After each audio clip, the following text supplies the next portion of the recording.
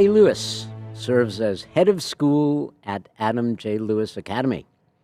She's a master's degree in elementary education.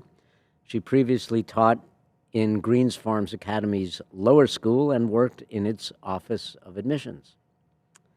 Julie Mombello oversees all operations for Adam J. Lewis Academy. She also has a master's in elementary education, taught at Greens Farms Academy, and worked in admissions. She and her husband Michael raised their children here.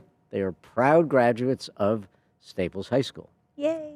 If you've never heard of Adam J. Lewis Academy, what a shame. It is a wonderful place, and it does amazing things, and today we're going to talk about that. So Patty and Julie, welcome to 06880, the podcast. Thanks so much, Dan. Thanks for having us, Dan. So let's start at the beginning. What is Adam J. Lewis Academy? You want to start? No, you better start. No, you start. Okay. That's a common thread of Yeah. which one speaks first. So Adam J. Lewis Academy was the brainchild of Patty when her husband was killed in 9/11.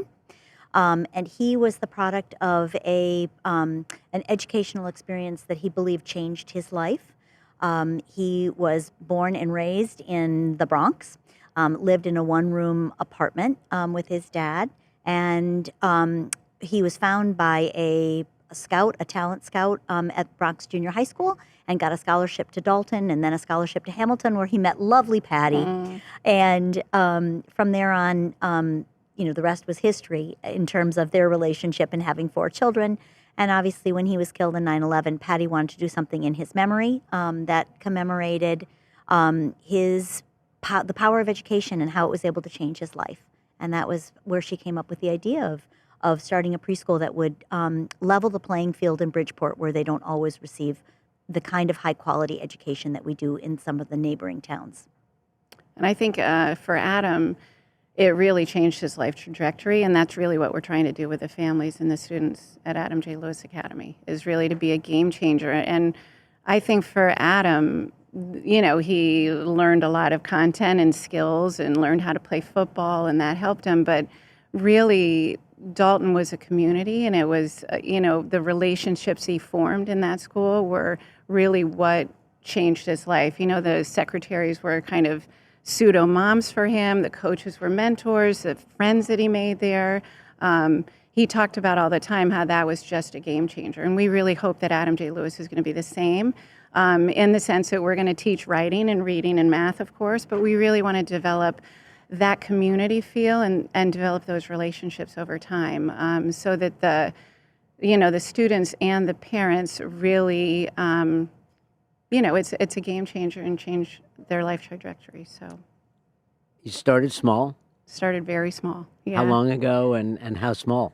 We started 2013. We opened our doors in December, and we started with 13 very brave families. Julie and I went all over Bridgeport with cards and all kinds of brochures, trying to sort of, explain ourselves and introduce ourselves. And there was a lot of confusion. We had a multifamily house that we renovated in a neighborhood on the west side of Bridgeport. So it was an interesting looking school. And then here we are, 2 women from Fairfield and Westport. 2 white women. Yes, yeah, exactly. 2 white women who are here to, you have this great program. And, it took a while. Those 13 families were brave to take a risk with us. And due to a lot of issues with the building department and all of the zoning, we didn't start in September, which was also tough. We had to keep saying, sorry, we've got to wait another month. And finally in December, we opened our doors.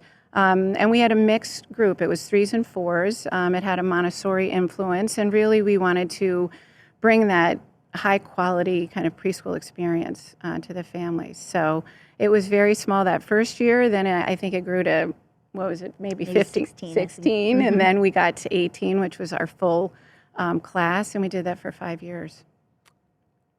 And where are you now? Wow. A lot has changed since then. Next year is going to be our 10th year birthday, and we're really excited about it. I can't believe it. It sort of went slow and fast at the same time. So we've relocated. We left in 2018. We expanded and decided that we were going to become an academy. Our families that we had for just preschool all were devastated when they had to graduate out of our pre-K program and go into the local school around the corner.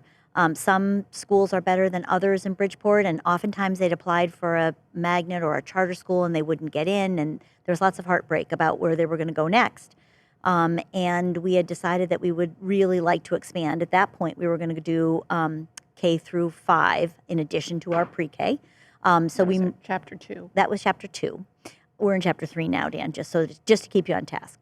But we moved to a new location right in the heart of downtown Bridgeport, which is a great spot for us. We're at 500 State Street, so we're on a bus line. We're by the train station. It's lots of parking, easy to get to. And we've been there, as we said, since we opened. Again, we moved a little later than we thought. Seems like everything takes a little longer. Yeah. But we opened our doors there in 2018 with our first kindergarten class. And we are now at 150 students, and we are pre-K through 4th grade. We're planning to go to 8th, but we're slowly pushing up. So what does Adam J. Lewis Academy do that a public school, elementary school can't do in Bridgeport? And that's a good question. And that's one of the things that we work hard to try to explain when we introduce ourselves in Bridgeport. I think we are probably one of the only independent schools in Bridgeport. I think there's one smaller school, but we're really, for the size that we are, we're the first independent kind of academy. And I think that means we are small. Even though we're growing, we want to still feel small. We want to have small classes. Our classroom size is 18 students. We have 2 teachers in every class. That means every child is going to get to be known. They're going to get a lot of attention. That allows for us to do a lot of differentiation in the classroom and teaching and sort of meeting the children where they are. We get to, the community feel, I think, is a very big part of it. As I said before, the relationship building is intentional. We want to get to know the children very well early on, and we have a very robust parent program. And we really believe that parents, if they get involved in their child's education and are engaged in the school and present and volunteering, their children are going to do better. So we have a very robust parent program with almost, we call it a parent academy, where there are expectations on the parents that they have to come to the workshops, they have to communicate and connect, they have to do volunteer hours and get engaged in the school, and that's to benefit the students. So I think we also have a very strong emphasis on social emotional learning. That's explicit and intentional. It starts at pre-K 3. And we really believe that, our goal for our 8th grade graduates down the road is for them to be set up for success. So that doesn't, we spend a lot of time looking at curriculum and what is science-based curriculum and how to teach them to learn to read and write.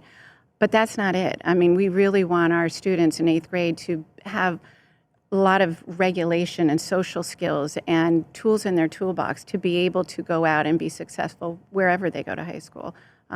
So I think those are some of the things, some of the highlights. Mm-hmm. Anything you would add, partner? I do think in answer to Dan's question about like the local public school as well, we take a lot of time and spend a lot of energy looking for exciting and innovative and engaging curriculums. And that's a little different. So we pull from all different sources. It's not just the one that we've been doing for the last 25 years and you open up a book and you teach from it and that's the way it's always been done.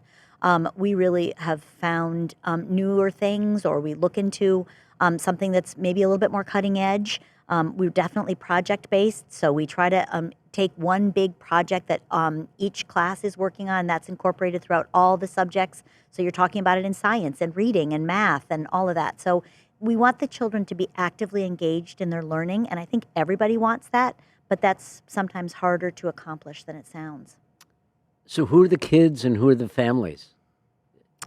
What do they, give us a sense of the type of kid and the type of family that's attracted to Adam J. Lewis? Well, I do think, I mean, we have first of all, we have such a diverse group of families, which is really a reflection of Bridgeport, and that we love. It just naturally happens. I think we have a wonderful mix of young moms, young single moms. We have families. We have a variety of cultures and languages. We have, I think, 40% of our student body is either Hispanic or Portuguese. We have families that really, I think, and it's starting to grow, and the word of mouth is growing about people that really believe in the power of education. They want a school that's going to reflect how important they feel that education is. And I think, from most of the families that we've had, the response has been that we're hitting that. We are able to take a look at their children. We're invested in their children. All of the teachers that work at our school, they're very mission-based, that we're here to have a big impact on your students. We care about your students. And I think that word of mouth, we haven't really done a lot of marketing so far. We are starting now. But it really has been word of mouth. And I think what's out there is this is a school that is high quality and really cares. It's a nurturing place. It's a positive culture. And we're supportive, and that the parents feel supported and they feel a part of it. We really want to partner with them and have them feel like they're a part of the process and they're a valued, empowered part of the process. I do think that also, as Patty said, the power of education is very important to them, because they do sign this parent commitment letter, which says that they agree to come to workshops and be involved in their child's education, come to parent-teacher conferences, listen when a teacher makes a suggestion. It isn't just a school for families who just want to drop off and then drive out the door and say, good luck, see you at 5. Or see you in 8th grade. Yep. Yeah. So we definitely get parents who really do feel invested in their kids' education. And that's got to be a tough commitment, working, maybe 2 full-time jobs, the raising other kids. It really is a commitment for the parents. It is a commitment. Yep. Yeah. And we are in the process now of doing our parent interviews, which is our first part of our admissions process. And we talk to them, and we give them the list. We're very upfront in the beginning. These are our expectations for you as a parent, and this is different than a lot of other schools. And we want to be very clear up front and not surprise you in September. But we also say, we have a lot of expectations on you, but we're here to partner with you. This isn't, this is all you've got to do and good luck. This is what we want. We are asking from you. This is why we really believe it's going to be a game changer in your child's success, but we're also here to support you. So if you have 2 jobs and we're asking you to come to a workshop and you can't come in the morning because you work, we'll figure out another time for you to make that workshop. We're going to be flexible. We understand and work really, really hard to constantly get feedback from our families about what's doable and not. And we get to know them on an individual basis so that we know that some, can only come in the afternoon, some mornings are better, and we offer both. We really, really try to accommodate and make it work for them. But we're holding that boundary as well. Sure. You talk about the family atmosphere, environment at Adam J. Lewis, the involvement of families, and that's something that I know that your previous school, Greens Farms Academy, prides itself on as well, another wonderful institution. What's it like going from the private school world in Westport to the to the Adam J. Lewis world in Bridgeport? Well, I would say that we try to provide a Greens Farms Academy quality education in Bridgeport. So that part of it is very similar. And obviously, Patty and I both have a background at Greens Farms, and there's many, many things we love about it. So we've tried to incorporate the really good family portions. Some of our events are modeled after those, and certainly the quality of the education is modeled after that. It's definitely a different parent body, but as we said, it's very reflective of the city of Bridgeport, and that for us is lovely. It is natural. It's a mix of not only, as Patty said, I think cultures and languages and everything else, but we've got a socioeconomic diversity there as well. We have some families who are coming from more well-off sections of Bridgeport, and then we have the families who are working a couple of jobs. So it really is a very nice mix. But it is, we definitely don't have the fields. We definitely don't have And the large, gym. Everybody, well, that's a big yes, push that is for a us. big push. Our, We're trying to figure out how to improve that. That is something that we would, if I could pick up school and plop it down on the Greens Farms campus, that would be lovely. Right.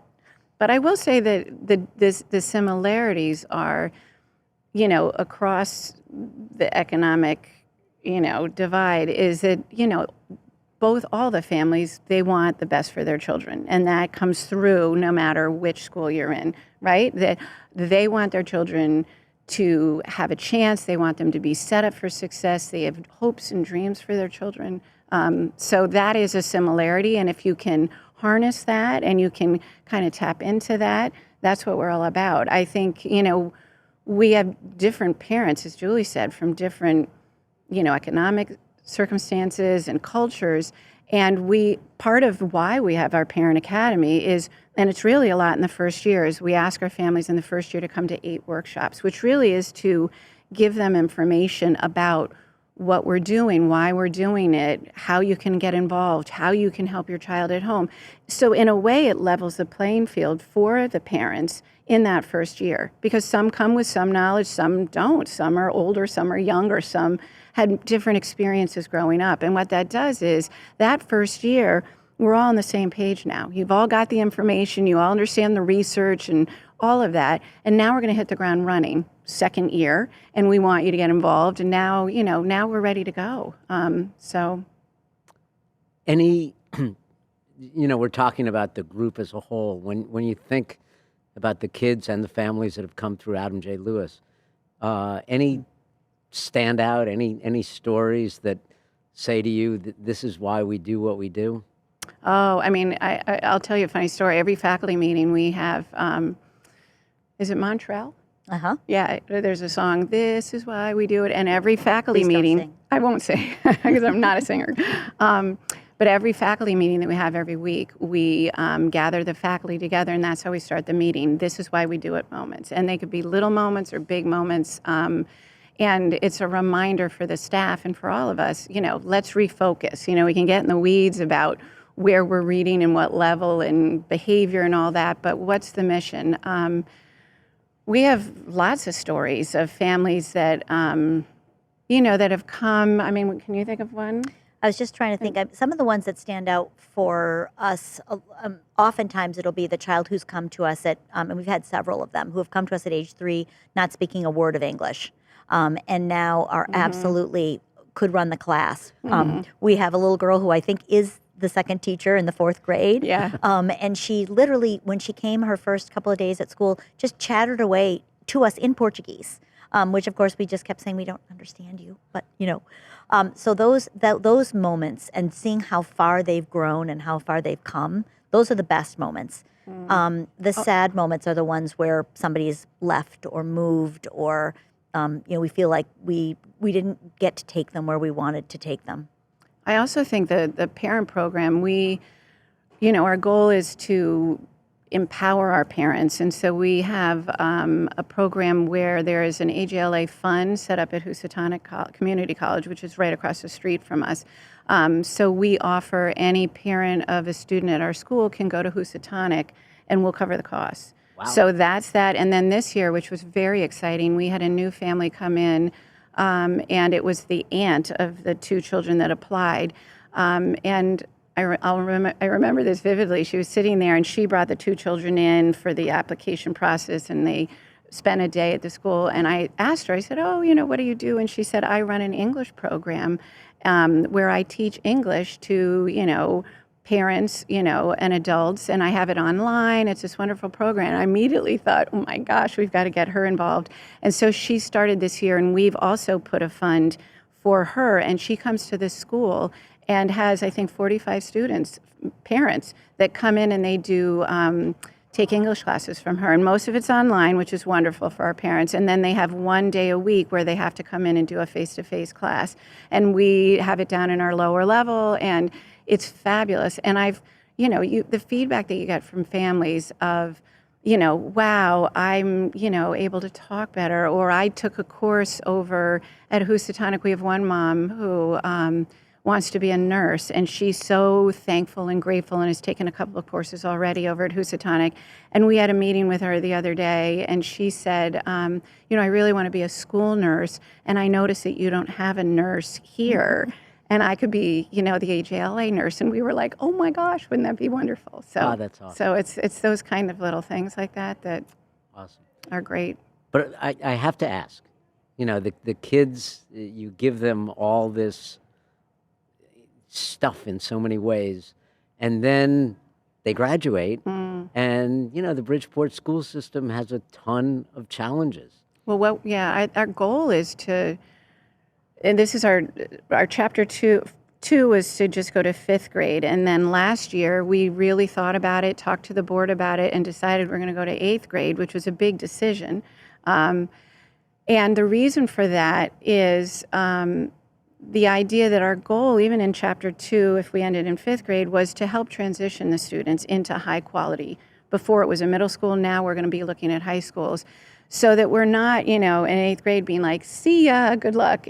We're going to, in 7th grade, really work hard with them to try to find a high school that would fit for that child and match with them. Not all children are going to be a good fit for Greens Farms Academy. There might be boarding schools that might have different subject areas that might be different and interesting for the different students that we have. But we're going to facilitate scholarship dollars. We're going to help them apply. Once they get into the high school, we're going to have transition teams follow that child in and make sure that the parents are okay and the children are making that transition. So it's not a hard cutoff. It's, we're going to say goodbye because we really feel like it's important for them to experience a high school somewhere else, but we're going to be there always, hopefully, as a home and a place that they can lean in and find support. But we're going to guide them into that. So we've sort of skated around this question. What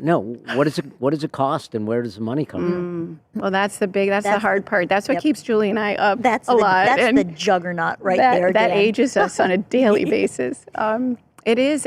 We on purpose don't take public funding because, as Julie said, we really value the idea of having the freedom to hire who we hire and choose innovative curriculum and be able to be nimble enough to tweak and evolve our program in real time. But that means that a lot of the funding comes from us in fundraising. The tuition is sliding scale, meaning that we admit families need blind, and then once admitted, they fill out an income verification form, send in tax returns, and we put it through a metrics to find a tuition that would work for them. So all of our families are on financial aid and pay a variety of tuitions. It costs about $20,000 per child per year. So we have 150 students now, and you do the math on that, and that's a large amount that we have to raise annually.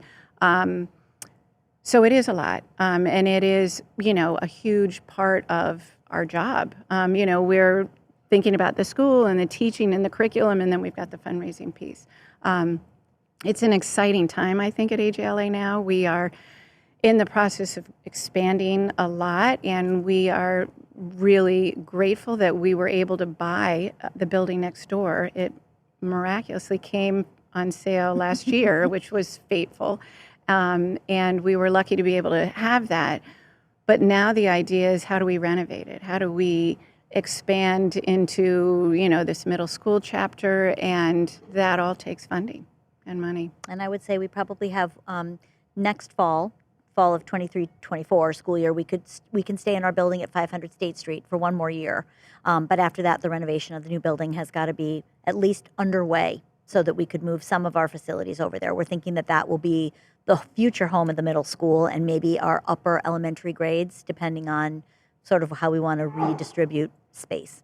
So we also have an exciting, there's a part of the building in the middle. It's sort of the this large industrial space that we are very excited about turning into a STEAM room and a makerspace room and a little tinkering room. Do you know anyone, Dan? Yeah. Yeah. Any STEM teachers looking for jobs? I am sure among the thousands of people I hope watching so. this I'm going to that- look right in the camera over there Yes, and exactly. say we're looking for a makerspace STEAM teacher. That because it really, as you know, I'm sure everything that we do in the whole program all depends on the people that work there, right? I mean, we're only as good as our teachers who are on the ground level connecting with the kids and the ideas and the expertise and the experience that they bring. And that's a big piece that we want to bring to our program, not only for the middle school, but even for the younger kids, to be able to have that hands-on experience and playing and tinkering with the pre-K, but makerspace and robotics for the older children. That's something that's a big part of our philosophy. But we're really looking for somebody that really can kind of start the program and really develop it going forward. So who are the teachers? Where do they come from, and what gets them to Adam J. Lewis Academy? I mean, I think I think one of the big things is that we're very mission driven. So most of the teachers that come to our school and even apply understand the mission. And when we start to talk about it, the idea of we are focused on having a big impact on these kids. So every minute of every day is a critical moment, an intentional moment. And there's a palpable feel in the school for that. They love kids. They love what they do. They love making a difference. They love seeing the impact that they're having on these students. So I think that's one major common denominator. And we get children. We have some older women. I wouldn't say older, but women that have had children and sort of left the business and then are coming back in. And we've got young teachers that were interns in programs such as Greens Farms Academy or whatever that come in. So it's a nice mix, I think, of all levels and all ages. I think the feedback that we've had from the teachers that work there as well is that we work just as hard at having a community family feel within our faculty and staff as we do with our parents. So, we treat them as family. We think of them that way, and that I think comes across when you're a worker there. Do the kids know who Adam J. Lewis, your husband, was? I think that's always been a comment that and it's probably, I don't know if it's me or we just haven't talked about it that much. I know even the parents have asked, and that's, a goal for us to talk about it more. The parents would probably love to know more about it. I think they probably don't as much as they should. His football jersey does hang in our office, and anytime people come out back and forth, very often that's a comment. Whose jersey is that? Do you have a football team? Yes. And I say, no, those aren't our colors. But Yes. But yeah. Wow. And I definitely think it's something too, as the children get older, I almost see it as a conversation for a middle schooler, versus having a conversation about how he died and all that with a younger child. So Yeah. I do think that would be something as they get older to have more conversations about. So what haven't I asked? What ideas do you want to get across? Anything I should have asked about? I mean, I think if we're talking to the public, one of the things that I think is surprising is Julie and I have been doing this for 9 years. We feel like we talk about it constantly, and then we'll have people that come to visit and say, oh my gosh, I've been reading at the Bridgeport School and I come to Bridgeport all the time and I've never heard of you. And I think what we are continuing, we're surprised and we're excited to have this opportunity here today to invite people up. What we love, we have a very open door policy. We love visitors. We have a reading program. It is on Wednesdays. It could really be any day where you can pick a favorite picture book that you've loved and you can come share that with any class, anytime. But what we really would love is for people to come and take a look, see what we're doing, meet some of the children, get some information about what we're doing, the magic that we're doing there. Because I think the more people that know about us and know what we're doing, not only, you know, we're always looking for funding, but also there's so many other ways to get involved and other ways that you can help and support. You might know a teacher, you might know a STEAM teacher, someone who is interested in STEM, you might have books to donate, you might be able to volunteer, anything. We're always looking for support. And I would say that during this time when the education world, obviously it's a little bit of a national crisis with teachers running, screaming from the profession after COVID.